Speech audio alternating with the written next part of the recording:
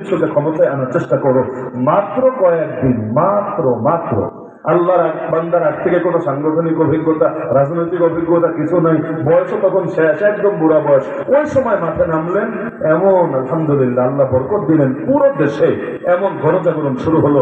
যদিও এক জালেম এরশাদ, জেনারেল এরশাদ ধোঁকাবাজি করেছিল এবং হযরত শেষ জামানে বদদুয়া দিয়েছিলেন। এই যে এরশাদের শেষ জীবনটা আমরা দেখি না, এদিকে ওদিকে যেতে যেতে মানুষ সব ডুবিয়ে ছেড়েছে, অথচ একসময় কোনো কাজ যে করে নাই তা না, উন্নয়ন এবং সংস্কারে তার অবদান যে নাই তা না, বহুত আছে। তো শেষ জীবনেই যে বেইজ্জতি হয়েছে, আমাদের অনেক মুরব্বীরা বলেন এটার পেছনে বড় একটা কারণ, তার উপর হাফেজ যে হুজুরের বদদুয়া ছিল। আল্লাহর ওলির বদদুয়া যদি কারোর উপর থাকে, আর আখিরাত তো আখিরাত, দুনিয়ার জীবনেও লাঞ্ছনা নসিবে থাকে। ওই যে জাগরণ শুরু করেছিলেন, দরকার ছিল না দিনকে দিন জাগরণ বাড়বে।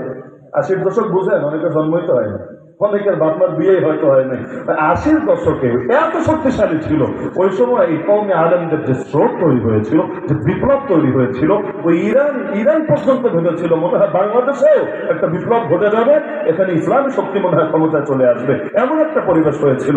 এমনকি এখন যারা বড় বড় দল, আমি যেমন উদাহরণ দিয়েও যদি বলি, এই যেমন জামাত ইসলামী আছে না, 80-র দশকে তারা কোন সাইজ ছিল, সাংগঠনিক শক্তি কদ্দূর ছিল, আপনি একটু পড়েন দেখবেন হাফেজ যে হুজুর এবং কওমে আলেমদের যে শক্তি ছিল, এর ধারে কাছেও তাদের শক্তি ছিল না, এটাই বাস্তবতা।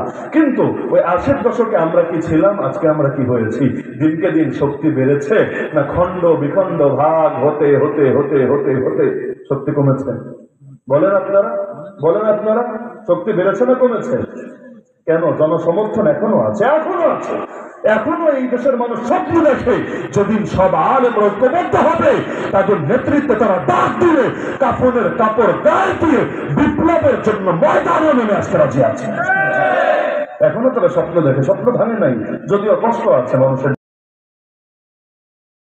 জুলুমের রাজত্ব কায়েম করেছ, এখন তওবা করো।